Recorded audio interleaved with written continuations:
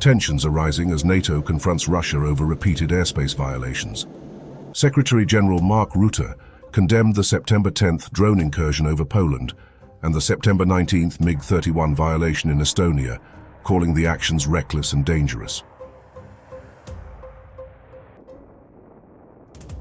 This morning, the North Atlantic Council held consultations under Article 4 of the Washington Treaty.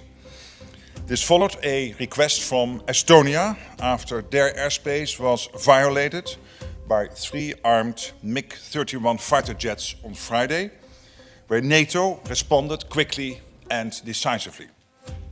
Following the meeting, allies issued a strong statement of solidarity and resolve.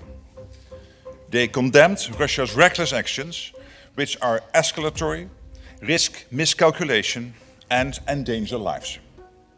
Allies affirmed yet again that our shared commitment to collective defense is unshakable. Rutte warned that NATO is prepared to shoot down any intruding aircraft if necessary. The alliance has already intercepted drones when required and continuously assesses each situation and the immediate threat posed by unauthorized aircraft. I listened very carefully to Donald Tusk, the Polish Prime Minister, yesterday, and I think what he said is that if necessary, yes, we will shoot down a plane.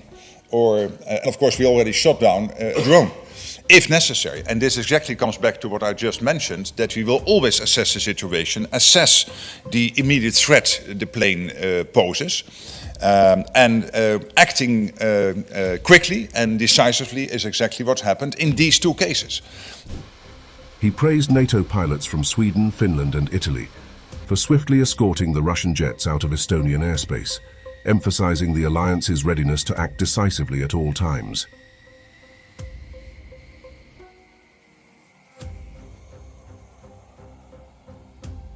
Polish officials had earlier threatened to shoot down any aircraft entering their airspace without permission. Rutte stressed that NATO constantly assesses threats in real time, but is prepared to intercept intruders immediately when required.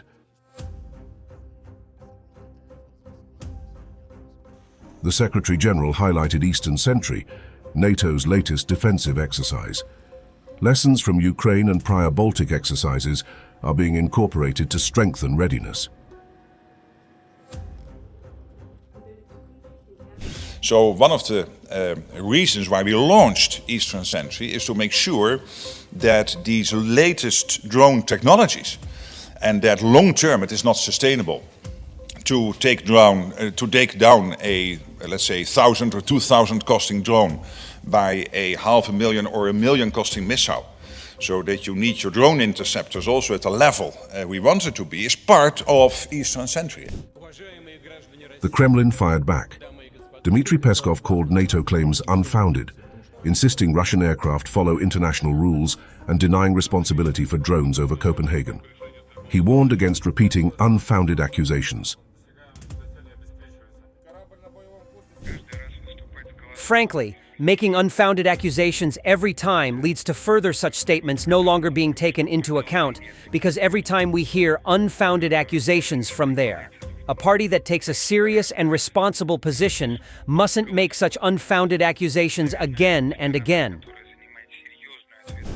On September 19, 3 Russian MiG-31s entered Estonian airspace for 12 minutes, and large unidentified drones grounded Copenhagen airport for hours. Authorities have not ruled out a Russian hybrid attack.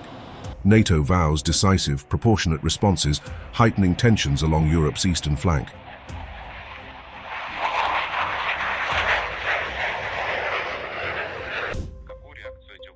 What reaction did Polish Foreign Minister Radoslaw Sikorski's threats provoke in the Kremlin?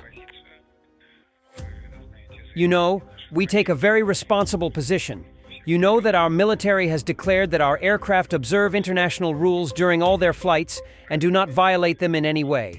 Claims of border violations by our aircraft have never been backed by reliable data or convincing arguments. Again, in the absence of such arguments, we treat these statements accordingly. NATO's defensive resolve confronting Russian provocations. Airspace violations, drone attacks and hybrid threats are intensifying the East-West standoff. NATO insists that any incursions will be met with proportionate and decisive responses,